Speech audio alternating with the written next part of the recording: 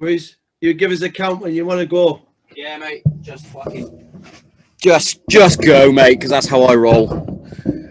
Mate, seriously, right? So it started off, it wouldn't let me into my emails to send a link. Yeah. And then, Yeah. and then the video just died. There was no video.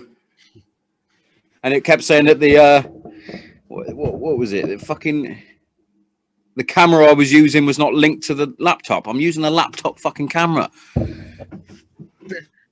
Sounds like you need a new laptop, mate. Especially with the success of the podcast, mate. You're gonna have to. Do you know what I mean? You're going great guns and consistency, dude. I was just thinking about the other day.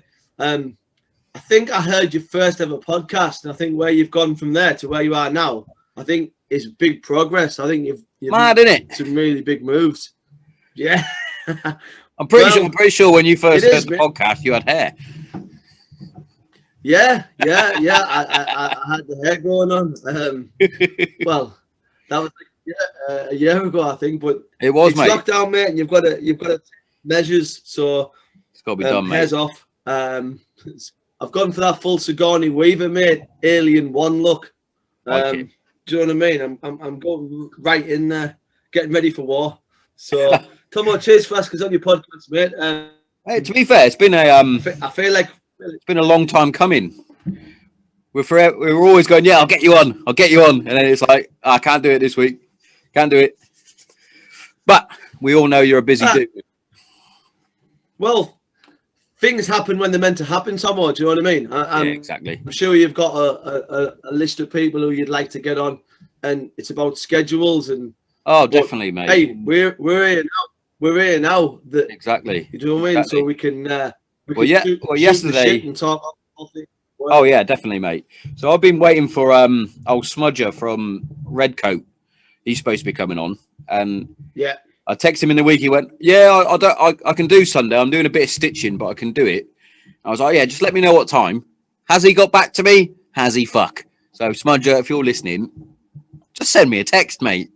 But I went from having none, and then I pinged you a message because I knew you said that you fancied coming on, and I also pinged Andrew from Valley High Mountain Deep or whatever it is. I can't pronounce his fucking handle.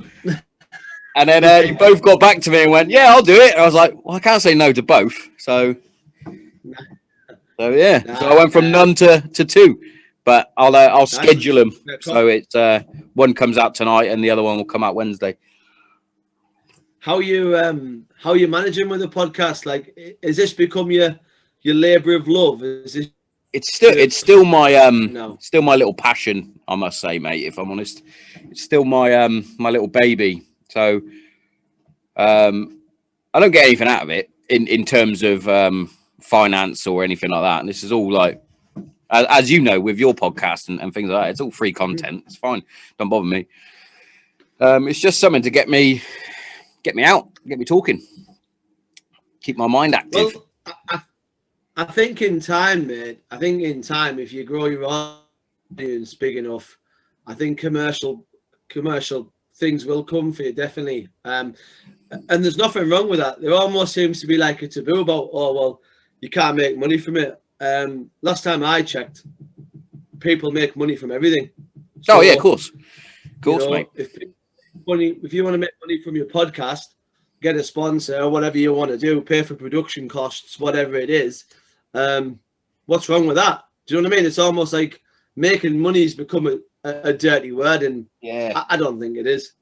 And it's one of those as well. Like, as much as I do enjoy it, and it's still my baby, we're still growing and whatnot. It's one of those. I always get it from the movie Fight Club, where it's if you're good at something, never do it for free.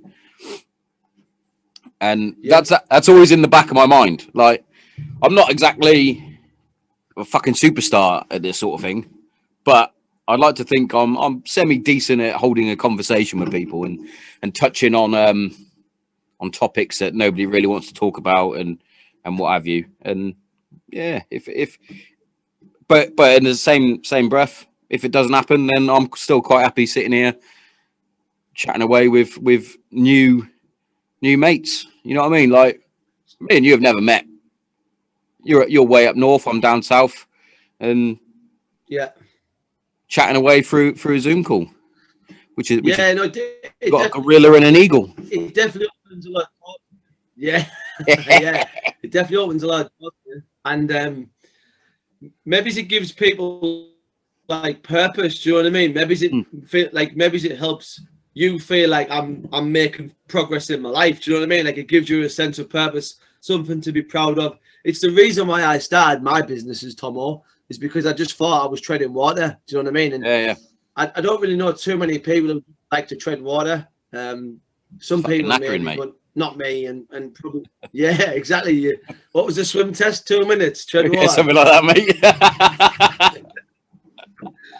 Some people have been treading water for 15 years. But I gotta get moving, me, Tommo. And you know, it's good to see you started right, mate. I always thought your logo was bang on. Do you know what I mean? Like you laid your intentions down at the start when you got like an awesome logo. I felt like that was a class move to do. It's got to be done, mate. Didn't you get the guy who does the Brendan Schaub like stuff? Yeah. I sent him an email, and he was like, "Yeah, I don't mind sketching you up something. Give me what's your ideas?" Because I was saying it to a bloke that's sorting out a tattoo for me. I was like, I've got all these fucking ideas that buzz through my head, but I can't put them onto paper because I can't draw for shit. He was like, all right, what is it you're after? I went, well, basically, nicknaming my regiment with the Rock Apes, so I'm basically part ape. I went, I'll do a podcast. So I used to wear the big headphones. I don't really wear them at the minute. But headphones on the head, and I always wear, or most of the time, 9 times out of 10, I'll be wearing some sort of trucker hat. He was like, yeah, do you want a bit of camo in there? I was like, definitely, put a bit of camo in there. And then old fucking Morris. It's good. Morris came out, as I call him. And the Granite Zero, that was the Rough Reg's call sign. Yeah, so that's Granite was always, it was, when I was on tour, it was always Granite or Centurion, depending on where you was, who you were with, sort of thing. So when I was in Bastion, we were Granite, which for those that followed the podcast and what have you, on my last tour, I was, as some of the lads like to say, I was Granite Zero. I was always in the hot seat when everything fucking went wrong. Right. But I was the fucking unlucky one, mate. Fucking Granite Zero. Class. But enough about me. People fucking know everything about me. Well, you, John. How did Robust Tours start then? It's like every good thing. It started by accident. It started by wanting to put on events that sort of challenge people a little bit and moving away from just convention. Tommo, I mean, this is not news to anyone, but like I despise the word walk. Like I think it's the most uninspiring, just dog shit word ever. And I've always, like, when people say it, like a tiny bit of my soul dies every time I hear it or read it. Like, and I just thought I never ever want to associate what I do with that word. So it was always like challenge or adventure, and I got really interested in challenges, Tommo. Like I got really in that thing of pushing yourself and setting a line in the sand and saying, I've got 8 weeks to train and I'm doing this challenge. Because if it's not written down, you don't have to finish it. You don't have to answer to definitely. it, and you don't have to say, I am on the start of that race line at X, Y, and Z. Which means when you wake up in January and it's minus whatever, and you think, oh my God, I cannot be asked for this. But if you've got something in March, you have to go out. You have definitely. to turn up. And challenges are good for that because they keep people focused. Do you know what I mean? And it must be the same if you're in competition to do whatever, weightlifting, cycling, whatever it may be. It's a line in the sand that says, where am I going to be on that day? And I sort of wanted to create unique challenge events. There's the conventional stuff, Yorkshire Three Peaks, and literally I've spent all week working on delivering the National Three Peaks. Tommo, I've always said I've always said I never wanted to do it. But there's that many people come to me and say, "Oh, I want to do the National Three Peaks. I want to do the National Three Peaks." And I thought, do you know what? I'm going to have to bend here. Like, I'm going to have to find it. Yeah. You're going to have to compromise a little bit. I'm going to have to compromise. So, and what it is with the National Three Peaks, the National Three Peaks has a great PR manager. Like, that is why everyone thinks it's this amazing challenge.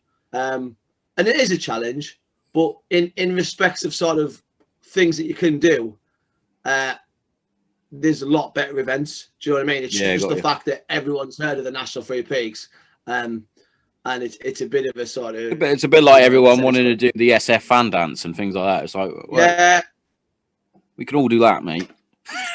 Yeah, maybe not at the same pace as the SF. I'd like to add, but it comes back to that though, Tommo. Like, it comes back to those events have got great PR managers, as in, like you said, and it's the same with the national. So I've dipped my toes in, and like before I've come on to you today, I've been finishing the final touches to it, and there's a lot goes into it. Like, when you're playing at my level and you're trying to do everything absolutely bang on, because I'm really, really active on LinkedIn, Tommo, and like I work with a lot of sort of charities, corporate businesses, and they expect a certain level of how it has to be done, and that's fine, because I've been playing at that level since day one. Like, I don't do cutting corners. I don't do Fat Alan's minibus from down the street. It got serviced in 91. Do you know what I mean? Like, you can't, because you've got to think, when it goes wrong, and eventually, no matter who you are, what you are, eventually it will go wrong, because it's just a matter of time. And but especially being outdoors, time that I'm out on the hills or all the time, it's just a numbers game. It's just a numbers game, and eventually you're going to end up, someone saying, "Well, did you do this and did you do that, and have you done this and have you done that?" And you want to think, I'll sacrifice some profit for a little bit of peace of mind. And it's very easy when you're sitting there and you're writing down the numbers, and you've got to look at an event and you think, right, how much does it cost to run the event? What do I want to make on the event? And what's the value for people looking at the event? Like, those three things have got to like almost be in line. And it's very easy to say something like the National Free. Oh, well, do I need another driver? And, Fat Alan's coaches is doing it for 200 quid. You've got to ask yourself, why is Fat Alan doing it for 200 quid? The simple reason is he's got a scruffy old minibus that no one wants to spend more than half an hour in. He's still got a tape player. It's not been cleaned in a long time, and you know what I mean. People don't realise it's all well and good saying, "Oh, well, it'll be all right." It's not all right when you're travelling down from Scarfell Pike and everyone gets back on the minibus and it's been chucking it down and everyone stinks a wet dog and people are farting and people have got the boots off and it absolutely stinks and everyone's on top of each other. No one really wants an experience like that. Do you know what I mean? They want to know when I get back to the coach, it's a nice coach, it's got Wi-Fi, wireless charging, it's got a fridge, the toilet doesn't look like something out of fucking Herrick 8. Like, do you know what I mean? Like, it wants to be it's a certain standard. I like to be robust, Tommo, but I also like the feature comforts, mate. Who doesn't like a Gucci 5-star Beamson? We all like a bit, and it's mate, 100%, and that's the way that I like to. That's the way I like to do it. So some of my events aren't cheap, and that's for a reason, because I've got top level cover. I hire the best people. When there's transport involved, I make sure it's top sort of transport companies. I remember doing an event once, and a guy gave me some like memorabilia, like, to say, "Oh, well done, you've done this challenge." I was like, "Fucking hell, this must have been about 10 pence." Do you know what I mean? I was like, "Fuck, you might as well have not bothered me." Do you know what I mean? You might as well have just gone, "That is absolutely gash." I don't know if you know of them. There's an awesome company called the Adventure Patch Company. Have you seen them on Instagram? I have, the Adventure Patch Company. Yeah. Well, I sort of unofficially work and buy a lot of their merch. So when people come on my events, and if they've done a patch which is relevant to an event I'm doing, like the Yorkshire Three Peaks, they've got like awesome patches that commemorate the Yorkshire Three Peaks, and I'll just buy the patches, and then after the people finish the event, I'll say, "Oh, there you go. Patch. It's a nice Gucci." Again, we're going back to nice Gucci. Stick that on your day. Nice Gucci patch. Get it on your day sack. You know, it doesn't look like it was made for fucking 10 pence at the back of someone's shed. And people, that's what people want. People will pay the money if they're getting a great experience. Do you know what I mean? Like, people will pay the money if they're getting a great experience, and it's about value. So, in answer to your question, it started as a challenge company, and then I was like, can I make this? Can I make this the Sainsbury's of the challenge world? Now, people might say Waitrose is better than Sainsbury's, but we don't have Waitrose. We don't have Waitrose here, so I've only got Sainsbury's to go off. And but I say to people, there's that advert, isn't it? There's a reason why mums go to Iceland, and it's a simple reason, because they can't afford to fucking shop in Sainsbury's. Like, you go where you go because your financial situation dictates it. But realistically, we don't like to be in Sainsbury's where they've got little water mists like blowing over the fruit, over the veg and that. You know what I mean? It's just how it is. Is this a fucking advert for Sainsbury's? Mate, I hope Sainsbury's. I'll be down this afternoon getting me yogurts. No, mate, it's about standards, isn't it? Do you know what I mean? And definitely. And then you put on a great event. Even Tommo, even to the fact, right? You're sitting there with your budget and you think, right, I've got to buy. I always provide on my big challenge events, Tommo. I always provide snacks. Now, everybody loves a snack. Could I go, mate? Everyone loves a bit of a nutty bar, right? But am I going to go to Lidl or Aldi and buy their version, or am I going to get the Trek bars, the grenade bars, the battle bites? You know, am I just going to go a little bit higher, or am I thinking, oh, I can save 50 pence a bar here, and I can? And to be fair as well, like when you're on a challenge and things like that, and you're going up a fucking mountain or whatever, and you're hanging out, and someone hands you an Aldi fucking bar, you're gonna go, oh mate, I'm hanging. I want a bit of morale here. Hand me a fucking Cliff bar. Yeah, I'll be up that fucking shit like a rat up a drain pipe. And by the way, full disclosure, I shop at Aldi. But what I'm saying is, same here. When people have paid top dollar to do events, then they deserve what they deserve. And you know, battle bites, grenade bars, Cliff bars, Trek bars, Resilient Nutrition. I think you follow them on Instagram. Like I go and buy their like sort of snack liquid protein sort of things that they have, and that's what people expect. You know what I mean? Like I know you're me personally. Like I use Green Beret coffee because me and Russ are good friends. So when I'm on my events, I serve people Green Beret coffee. Do you know what I mean? Like, and people's like, oh, this is nice, blah blah blah. And then for the tea drinkers, it's tactical tea. Do you know what I mean? Like I try and my missus is a tea drinker, mate. She fucking. I remember when I first started. This is a bit of a tangent. I remember when I first started brewing up the dead mammoth stuff that was sent to me, and I was brewing it up in the kitchen. She was like, "That smells disgusting." I was like, "You fucking wash your mouth out, woman. It fucking smells disgusting. That smells like heaven in a mug." She's like, "Can you make me a tea?" No, you make your own fucking tea, you cunt. Yeah.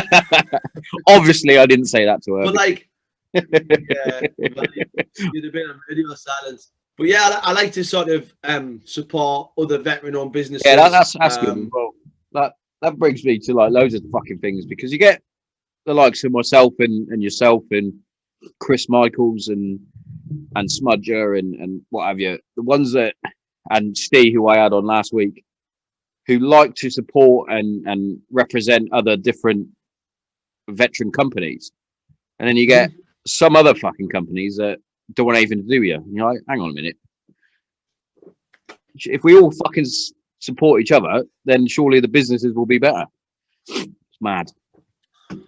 It's like it's a strange one because a lot of people do support veteran companies, and then others just try and shit on you. And you're like, well, I think it comes down to, Tommo, we've got to remember that we're human beings, and Green-Eyed Monster and Envy are a terrible thing, and we all have it. Do you know what I mean? I've had it, we mate. all have it. I had the green-eyed you know, some people have it more than others, but you've got to find ways to get past it. And I find personally, like, I do a lot of personal development stuff, like yeah. Do sort of like, if you're, I fucking hate the word triggered, but if something sets you, if you see something, if you see like somebody else doing well, and you think, motherfucker, why am I not doing well? That's not a knock on them. That's a knock on you, because you're letting someone else's success bother you. When realistically, the answer is come up with better ideas, work harder. Yeah. Stop wanting likes, follows, question, and all of that, and be more sort of open to other people. Like, definitely, mate. Reach out to people. God, I think I've been on the scene about 2.5 years, Tommo, and I have no drama with any. Well, to my knowledge, I have no drama with any other veteran-owned or civilian businesses. I share other events companies stuff on my page because I'm cool with it, mate. Like, do you know what I mean? People can do what they want to do. Yeah. And if someone else has a great idea, then they've got a great idea. This Jack Oliver, who's running like online navigation courses at the moment, and I just tagged him in I tagged him in part of the post saying, look, if you're staying local, there's always an adventure to be had on your doorstep, right? Yeah. If it's an issue that you're not a great map reader, well, to my knowledge, we might be in lockdown 6 weeks. You can become a proficient map reader and master your own area without thinking, oh, well, because I can't go to the lakes, or I can't go to the South Downs, or I can't go wherever, I'm just going to sit in my house and do nothing. But again, I'm tagging other veteran-owned businesses into my post because me and Jack are mates. We help each other out. And I don't see him as a threat. I don't see anybody as, well, who do I see as a threat? I don't see Thomas Cook, maybe. Do you know what I mean? Like, it depends on where you're thinking. Like, it could be anything, it depends on where you're thinking. Yeah, like, I've heard people say, I am the biggest whatever in the veteran-owned community. Like, that's small-time thinking. If I owned, say if I had a veteran coffee business, I wouldn't look at other veteran-owned coffee businesses and say, competition. I'd look at Costa and go, that's who I need to be higher than. What are we going to do to get to that level? Exactly. Not fuck GBC, Dead Mammoth, and all of these other veteran-owned coffee companies.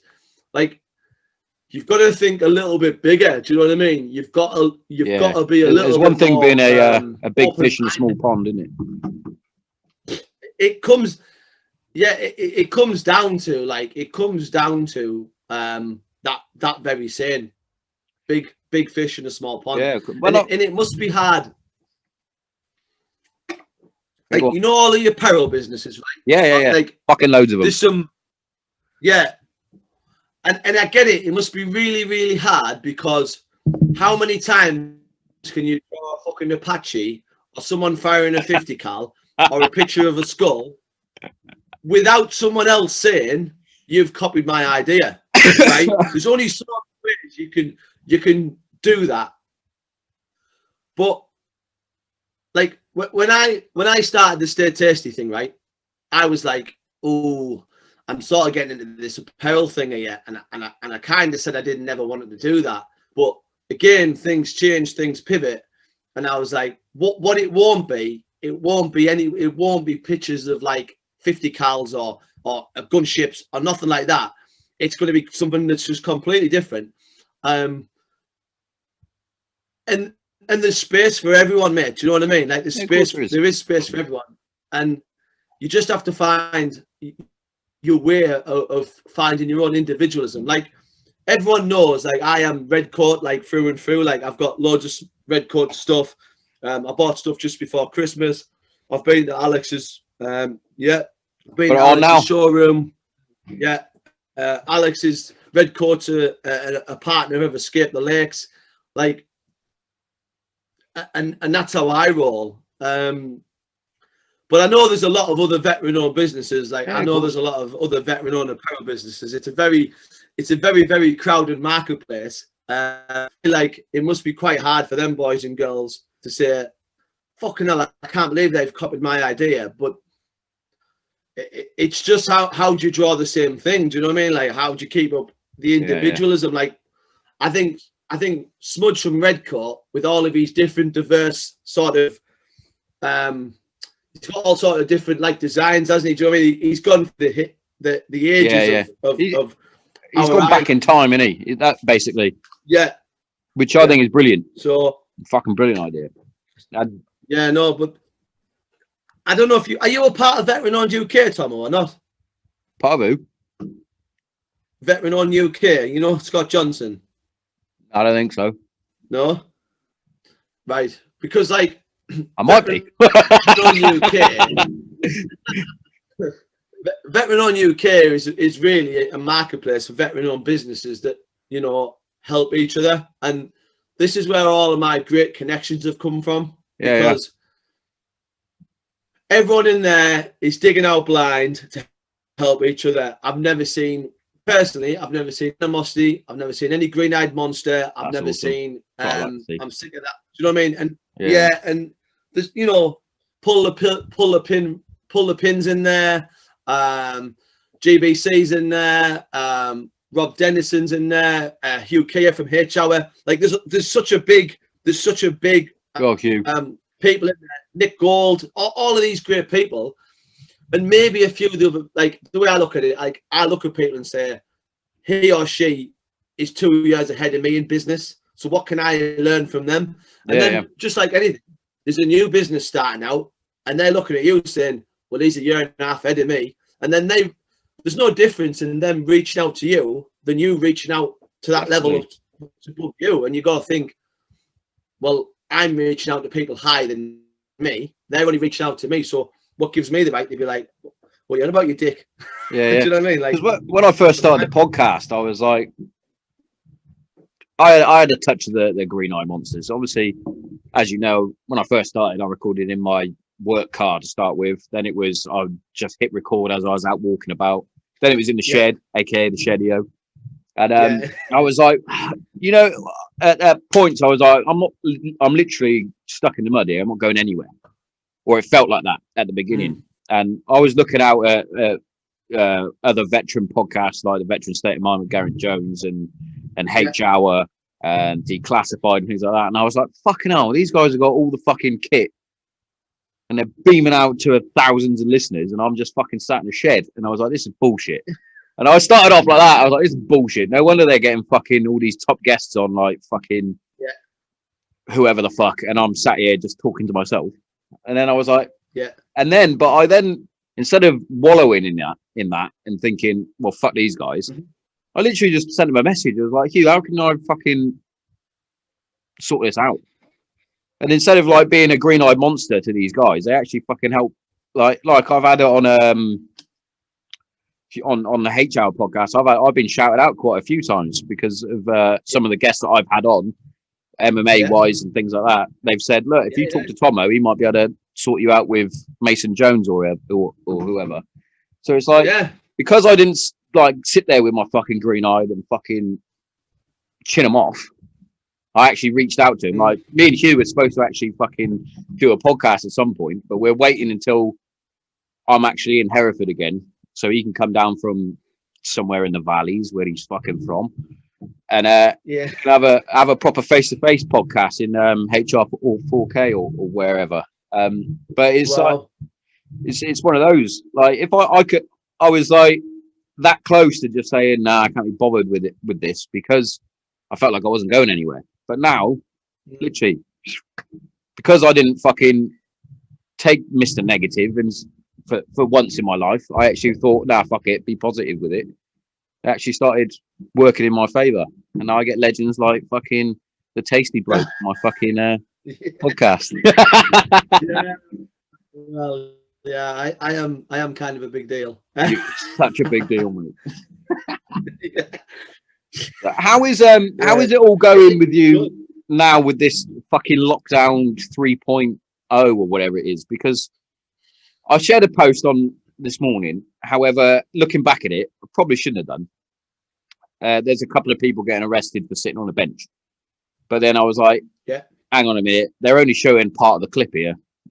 We don't know how long they were sat on the bench. We don't know how many people were. Anyway. But how does that work now with going out for walks and shit? Yeah, do you know because I've heard so many different things. Like, you're not allowed to go out for walks. You can only fucking walk like around your house or whatever. It's like there's like a lady who got arrested for walking with a Costa, and it's like, hang on, my mind is fucking. And I don't want to have a go at the police because. No, this is the deal, mate. At the moment, I can't run any events. So I instead of fighting against it, Tommo, I've accepted it and it's shelved. Do you know what I mean? It's shelved, but it doesn't mean I can't keep producing world-class events and world-class content.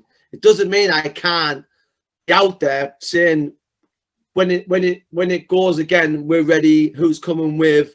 You know, sometimes people put energy into wrong things, and I've tried to swim upstream a few times, and you fucking always lose because streams never get tired, but you do. Fucking and you hanging, spend mate. a shitload of energy. You're hanging, like bad hanging, and then then you drown. So yesterday I went local and I did 18k. Now, if I got stopped on that route and the police said to me, right, sorry, are you John Beamson? Yeah, I'll just carry on. No, they wouldn't have said that to me, but you know what I mean? I'd have said, I'm out locally. However, I have an events-based business where I run some really, really tasty events, and being physically fit is part of my job. So I have to maintain a level of fitness, and doing 15 minutes of Joe Wicks in my conservatory, that ain't going to cut the mustard. So I'm out there doing what I need to do. Now, I've stayed local, so that's the deal. But it's the same story, mate. It's the same story around here. Like, there is people who are just saying, I'm going to do what I want to do. Now, it comes down to when or if you get caught, as long as you accept the fact that you did what you wanted to do and the police will do what they want to do, that's how that'll go. And the police at the moment are handing out 200 quid fines. So I've seen the stories as well, mate. People getting pulled, you know, what you're doing down here, what you're doing down there, and but I try not to get too into it, Tommo. Do you know what I mean? Like, I try not to get. It brings you down, really. I look at stuff and I think, where is this going to lead me? If I share this, does this improve my quality of life, or does it? What does it do for me as an individual? But what does it do for me as a business? And sometimes I see people just getting involved in things, and I think, but you know, you're literally putting carpets down. You got no fucking roof on your house. Like, it's pointless. You're just getting wound up in it. You don't know the full story. The police at the moment have an incredibly hard job to do. They've been asked to almost police the impossible. And at the end of the day, us as individuals need to say, right, I know the score, and we're back to fucking lockdown point, whatever we're on now. And you're either going to play the game or you're not going to play the game. But if you're not going to play the game and you get caught, don't be like, oh, where's my phone? I'm going to go Facebook Live and think I'm some sort of fucking hero or some sort of like reporter, like, because it's just embarrassing. Do you know what I mean? Like, you just end up making yourself look a bit of a dick, and you don't really have an excuse. So I can't run events. Nor am I going to try, and I have to wait to sort of tier whatever. If we go back into tiers or whatever we go into, but like ideally tier 2, I can rock and roll with tier 2, and maybe today I think tier 2 is a long way away, but the way the world is at the moment, man, by the middle of February, God knows. Fucking who knows what's happening. That's the thing with it all. I don't really know where we stand. It's like 1 minute there's not going to be another lockdown. Then he puts all these tier systems in. Then we're in another lockdown. It's like, but again, though, Tommo, we're fighting an unconventional enemy, which we haven't fought for a long time, and you know, we're getting caught with our pants down, and it's very hard to be proactive. We're not being proactive; we're being reactive, and anyone who's been in the military will know it's never good to be reactive. You've always got to try and put things in place first. But at the end of the day, individually, you can make the right decisions. Do you know what I mean? Like, viruses can't go out of control if they can't mix with people. Yeah, exactly. I was saying that to me, Mrs. like the other day. Like, obviously, this new mutated fucking super strain or whatever it is, started in where I am in Kent somehow. Right. So obviously, I was saying to the missus, there's a reason why things like that are happening in Kent because of where we are, the border and things like that. We've got people coming in from other countries still, and it's a big county, Kent. It's fucking huge, and we're that close to London. People live in Kent to work in London, basically. Yeah. So we got people going in London. That's why London's so shit. Same with Essex. And I was like, but people clearly aren't abiding by the rules because this mutated strain wouldn't have ended up north unless somebody had gone, fuck this, I'm going. And travelled up. So when they went, right, we're going lockdown or whatever it was, tier 4 for Kent, London and Essex at midnight, people were gone, fuck this, I'm out of here. And then you get up north, you get this super strain that started down south. It's like, well, obviously it doesn't just jump that far. It's exactly that, mate. And like, it used to be plain and simple. Don't be a dick. Yeah. And like, we've all got our own personal opinions on it. And the problem is, you know, everyone's slating Boris. Oh, he's this and it's that and it's. But at the end of the day, we are in proper uncharted waters in regards to everything that's going on, and you know, he'll get judged when the time comes again, whenever the next election is or whatever.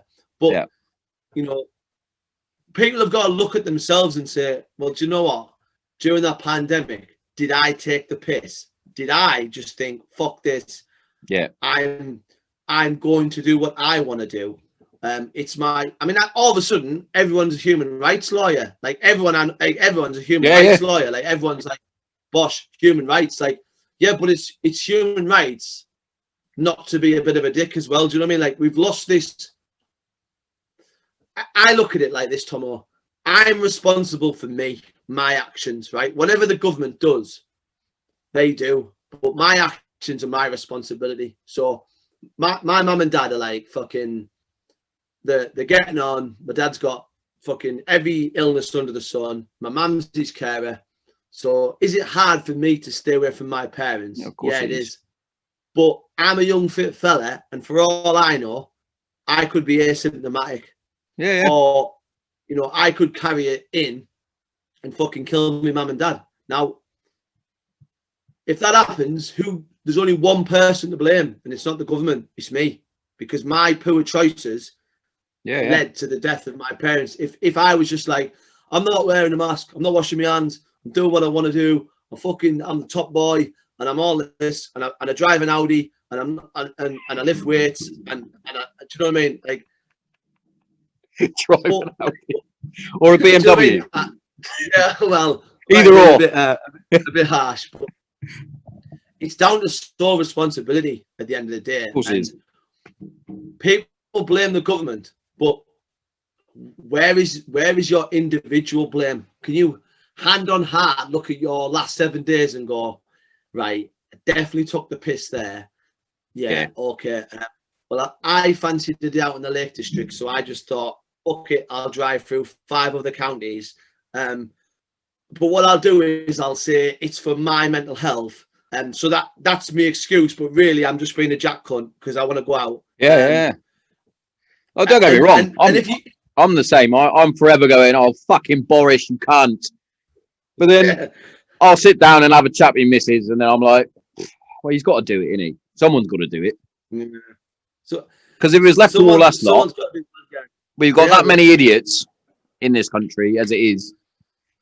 Like, well, it's down to individuals, mate. Again, isn't it? Like, it's individuals making individual choices, and again, like yesterday, I went out, did local, listened to four podcasts, reset the mind, cleared the mind, fresh air, vitamin D. You know, did everything I was supposed to do. If I was ever coming in contact with anyone close, if I was passing someone on a bridleway or a footpath, I just put my mask up. Do you know what I mean? I just put my, not hard, is it? Face tube up. It's not hard. I had gloves on all day, so I'm not directly touching fences and gate posts. Yeah. And I'm keeping it right. But you know, there's some people who are going, well, I want to be a dick, but how can I be a dick so people can't criticize me? And I feel like the easiest one to say is, well, I'm going to do what I want to do because I'm going to say it's for my mental health. Yeah. That to me is just you saying I'm more important than the fucking state of the world. Like a friend of mine said to me the other day, John, can I go to Pendle Hill? And I went, no, mate, it's like 4 or 5 counties away from where we live. And he's like, yeah, but I'm going on my own. I was like, well, yeah, but we're in a lockdown, dude. And it's like, you can't. I was like, yeah. I'll put it to you another way. I can't run events, so I can't build a business. But you want to go to Pendle Hill for what reason? They're not going to move Pendle Hill. They're not going to sell it. Yeah. That's pretty much set. That's not going anywhere, mate. Yeah. That's a Can you not just wait a few weeks, a couple of months? Well, you know, very honestly, he was just like, yeah, no, like we had, what we did is we didn't turn it into a shouting match or a slanging match. We had an adult conversation where I said, look at it from the residents' point who live in Pendle. All of a sudden, people from all over come into Pendle Hill. Yeah. But they live there because for those who don't know, Pendle Hill, there's like a little village just at the bottom of it. And it's a proper tourist hotspot. It's over near Clitheroe, Burnley, that sort of way. Very, very popular. It's got deep history to do with witches and all of that. And it's not a bad little mooch. But people want to go there because it's what they want to do. But forget the people who actually live there.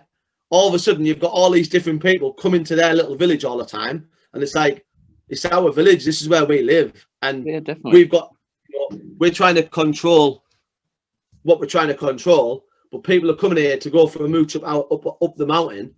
But it's okay because it's what they want to do. And I feel sort of, that's how I look at it. I feel like if I lived in a beauty spot and all of a sudden, you get proper fucked off.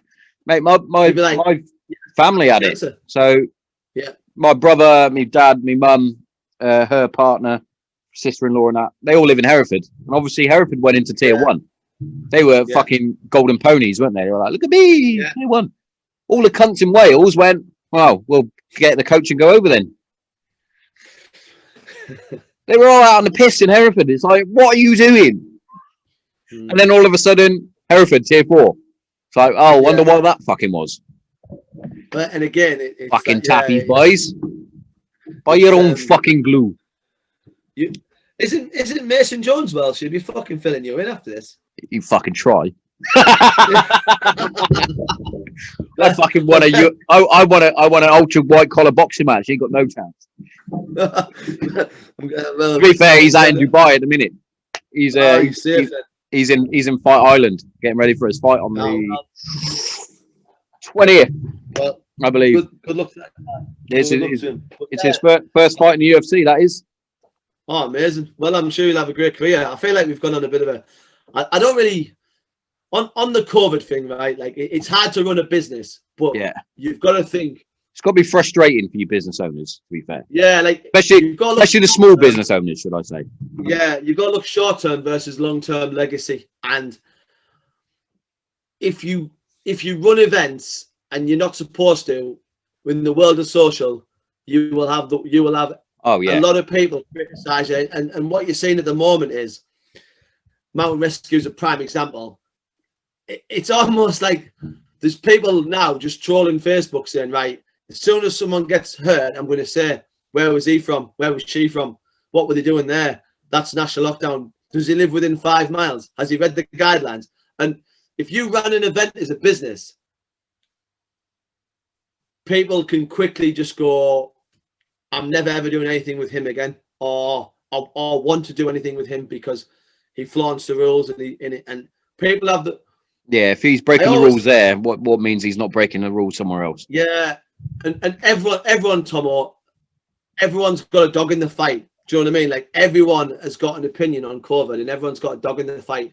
And if you just think, well, everyone thinks the same as me, you're very wrong, because some people have lost family members, some people have lost livelihoods, some people have lost a home, and some people have done extremely well for COVID. Oh yeah, you know what I mean, there's flip sides to it. But I feel like you've just got to show a little bit of compassion and think, well, definitely. And it's like you said, everyone's got an opinion on it. Like I saw the other day, like someone put a thing up on my personal Facebook thing, and it was like, has anyone actually been in contact with anyone that's actually had it? And it's like, this isn't a fake virus. I don't understand why people still think it's fake. Like, yeah, at the beginning, I was very, to quote fucking Brendan Sharp, very skeptical hippo. Like, yeah, I was like, is it as bad as it? But my father-in-law had it, and he is one of the, like, even now he's what, 50, 53, and he's far fitter than what I've ever been. Yeah, like he is. Right. He's a freak, mate. Like he's a general manager of a Waitrose, and he still finds time to train 2-3 times a fucking day.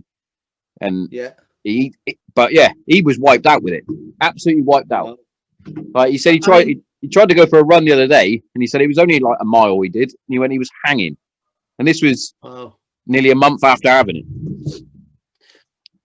I hope one thing that this does, and like, I hope it makes a lot of people look at the habits and look definitely at how they live their life. Do you know what I mean? Because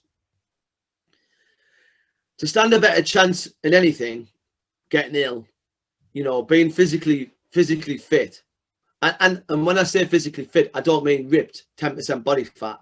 I mean physically fit, or fitter than you are now. Fighting fit. If that's lighter, mentally fitter, whatever the term may be. Do you drink too much? Do you consume too much food? Are you getting enough vitamin D? Do you train? Do you work out? Do you do yoga? What are you doing? What's the positive influences in your life that are making your life better? And I hope a lot of people look at themselves and say, actually, it was what I needed, because I was just sleepwalking in life. Like one thing that really like sort of, I think when people say it, I really like pull that face where you think, oh, fuck's sake. The word might, I might, is dog shit, because what it really means is it's not. Yeah, it's never. I might do that. Anyone who's ever said the word to me, I might do it, has never done it. So now I take the word, I call people out when they say the word might. I just say, no, it's yes or no. There's no might. Yeah, because might is the answer of the fucking biffer. And it's the answer. Exactly. We're all sifts here. We deal in absolutes. So it's either yes or no. And you know what, Tommo? I personally like it when someone says to me, no, I don't want to do it, mate. It's not for me. Because it comes down to ownership. Ownership is important. Don't sit don't bullshit yourself and say, well, I might do it. Or another classic one is, well, when I get fit, when? Fucking hell, what you waiting for? Like a starter's gun. Like, I don't understand. Yeah. I mean, there's a guy. I'll do it tomorrow. It's like, tomorrow's not going to come, mate. There's a guy, Tommo, who's been telling me for 3 years that he's going to get fit and he wants to do my 50 miler 3 years ago. And you know what? I'm still waiting to see the guy on the start line. And now when he messages me about it, I just say, sorry, lad, we're not giving out any more fucking, do you know what I mean? We're not giving out any more books to like Wonderland anymore. Do you know what I mean? Like the books are gone. You either sign up and do it. Literally takes you full circle to your original point. Exactly. Full circle. About setting a goal, setting a challenge, setting an adventure or whatever. And I'm the same. Like when I don't have something to train for, I literally go through the motions, and it's like I can see the difference in myself. If I look in the mirror, I'm like, fucking hell, Tommo, get a grip, will you? But if I've got, like I did when I did my ultra white collar fight, when I did my Spartan race, now I've got my football match coming up and things like that. I've got something that I need to train for.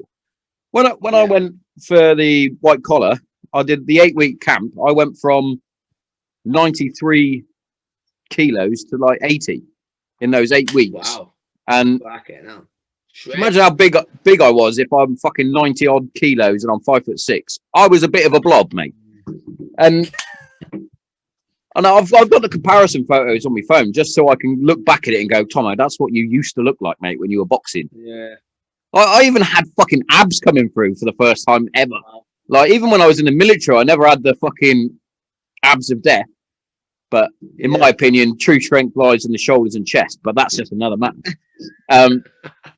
But yeah, it was like, you've got these. That's why I always find it funny with my missus. Like, one of our close friends, she literally, during the first lockdown, she started hitting the home gym, then went to the proper gym, and she like really has transformed herself, to be fair. Yeah. But my missus is like, fucking hell, she's always posting pictures now of her. Look, I went, yeah, because she now looks good, in her opinion. Yeah. She can see the transformation in herself. You're just getting a bit jelly because you haven't done it. Why don't you fucking do it? And then it's, so you think she's better than me? I was like, oh, fucking hell. Started there. Opened a tin of worms. But the problem with that, Tommo, is, and I find myself doing it, once someone gets onto something, they think they become like the DS answer. So like, when someone finds like personal development, or they get into training, or they get into whatever, they get like, that's all they ever post about. And I always feel like, turn the fucking page. Do you know what I mean? Like, there's always like, you always start becoming a little bit preachy, and you've got to like think, hang on, am I getting a bit preachy now? Like, yeah, and it I get that. You're like, and it's funny, isn't it? Because all these, like the gym goers and things that have literally had no gym experience before and things like that, they've got a personal trainer that's doing it all for them, basically. The workouts, the nutrition, the diet, all that sort of stuff. And then, like you said, they then think that they are the subject matter expert on these things. It's like, well, you're not. Yeah. It's like, I remember picking up before, like someone was put a post up, they were doing a deadlift or something along those lines, and it was like the form wasn't quite right. So you just give them a little tip or something. Your form isn't. You might want to try doing this. And it's like, well, what do you know? Well, sorry, I've been doing this for 15 years. I might not look like I've been doing it, but I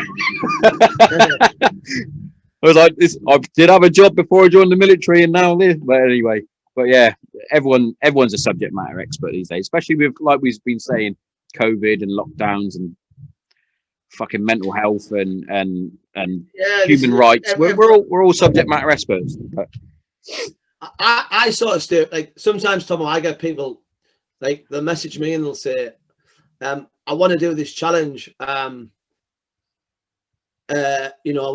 seen this challenge that you do, and I want to do it because my mental health's really bad. And I'm very honest, and I just say, look, if you are suffering with mental health, please seek professional medical help.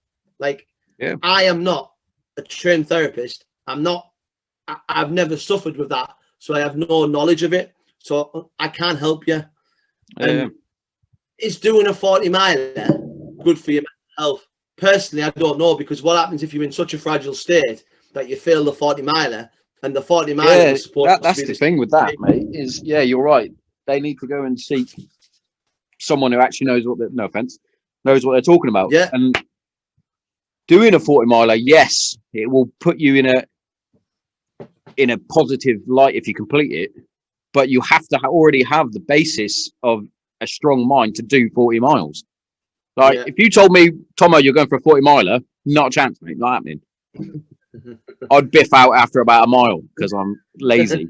No, I wouldn't. But like you said, some people do have fucking super strong mindsets with that. My mate Chris, I've had on a show, Chris Dunn.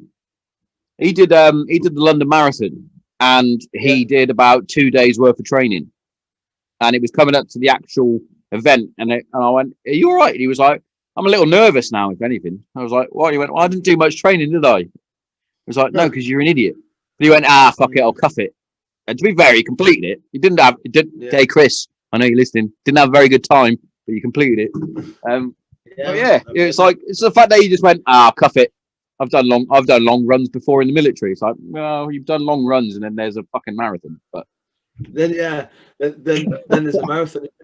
But what it's made me do, Tommo, again, there's people approach me, and I've gone to work with people. Like, I've got a few events coming up this year with people who are trained therapists. Like, I'm in collaboration. I'm putting on like a yin and yang weekend with a trained therapist in North Wales. Cool. And I feel like a lot of people can get a lot of benefit from it. But again, if I want to approach a subject, I need a subject matter expert. Definitely. When someone says to me, "I'm struggling with this," okay, I know fuck all about that. But I tell you what, that person there, they do.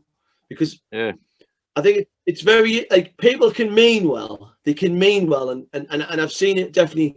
I've seen it definitely within, like, people putting on like mental health stuff. Like, I'm going to do a mental health hike, and maybe they mean well, but if you end up with a lot of people with complex problems, you could find yourself thinking, "I am fucking out of my depth here." Oh, you would be massively, and definitely getting outdoors is good for you, good for your mind, good for your soul, good for whatever.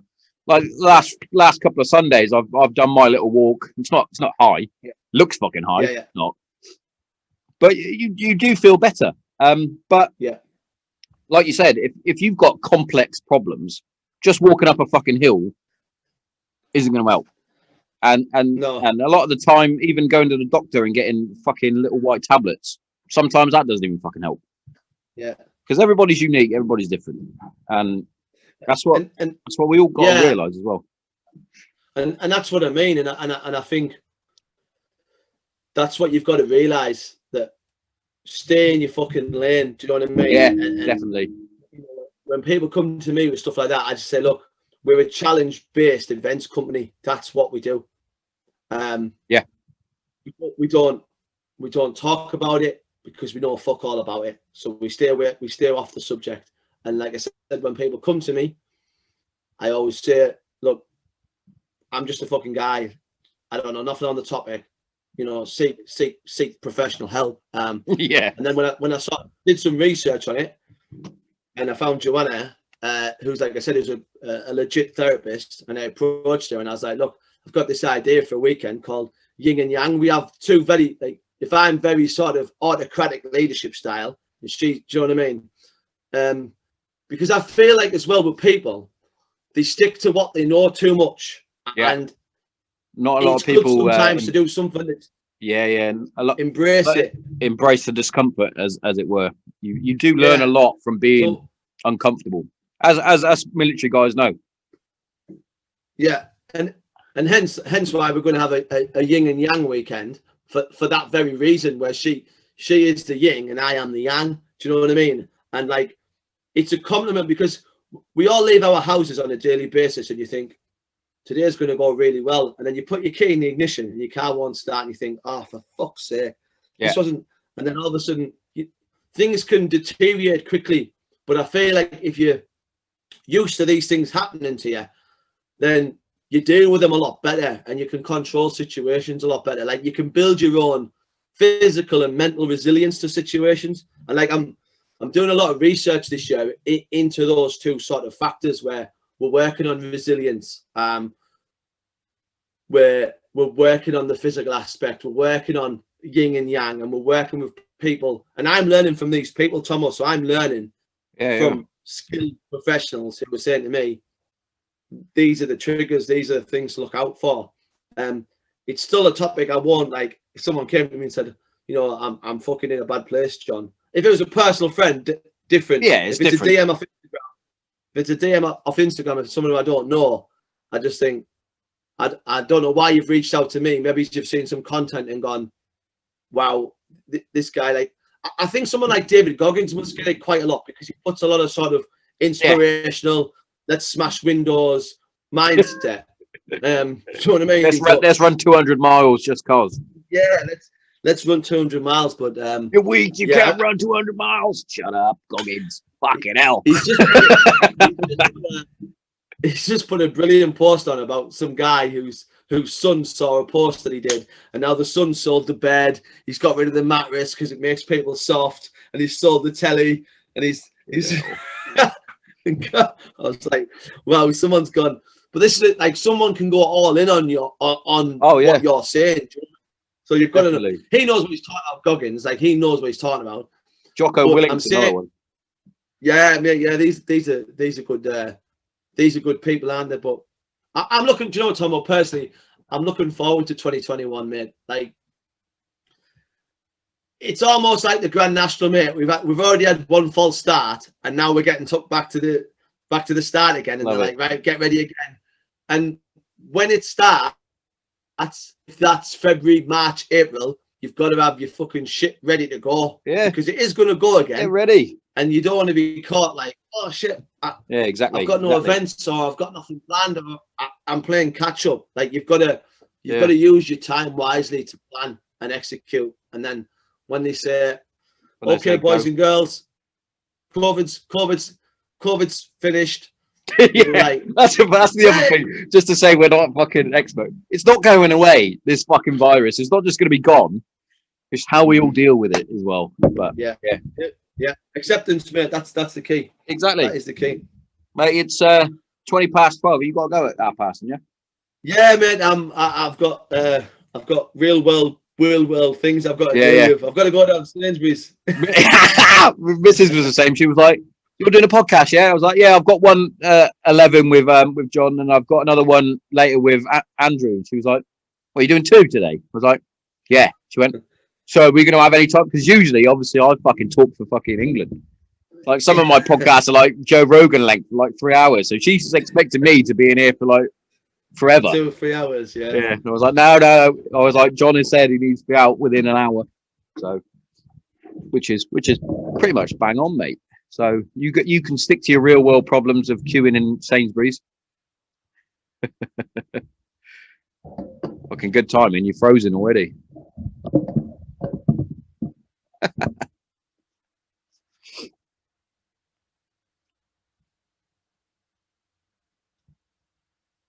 Why does it do this? We've got, as standard on the Granite Zero podcast, we've got technical difficulties, but luckily we had it right at the beginning before we even started, and then right at the end. What I want to do, because obviously John is now frozen, he's probably disappeared, unfortunately, which he has. He's gone.